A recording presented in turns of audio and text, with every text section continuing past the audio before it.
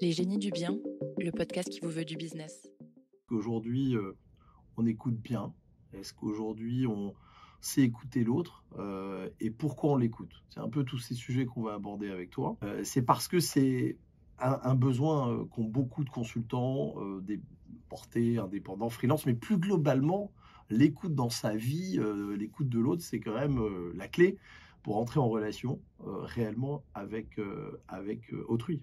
Il y a Hemingway qui disait il faut 2 ans pour apprendre à parler et toute une vie pour apprendre à se taire. C'est intéressant parce qu'on ne se rend pas compte de l'importance de l'écoute, et notamment pour les professions évidemment, de conseil.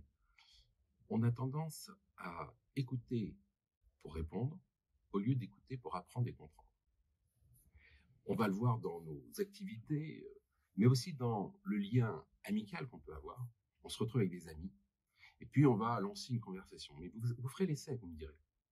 On lance un sujet, quelqu'un qui va dire, il n'y a pas très longtemps, ah, je suis embêté, j'ai ma fille qui s'est fait harceler à l'école. Et il y a quelqu'un qui surenchérit, oh c'est incroyable, mais moi aussi, ça a été terrible, on a fini au commissariat. Et à chaque fois qu'on parle, en fait, on communique, c'est comme un millefeuille.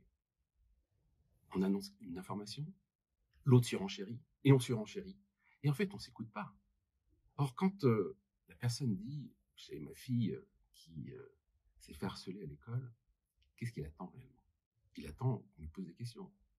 Qu'est-ce que tu as ressenti? Et en tant que père, qu'est-ce que ça fait pour toi?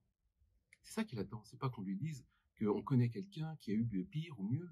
On n'est pas dans le jeu psychologique dont on parlait la dernière fois, c'est-à-dire le mien est mieux que le tien. La vraie problématique de l'écoute, c'est qu'effectivement, on a tendance à pas s'écouter. On écoute pour répondre au lieu d'écouter pour apprendre et comprendre.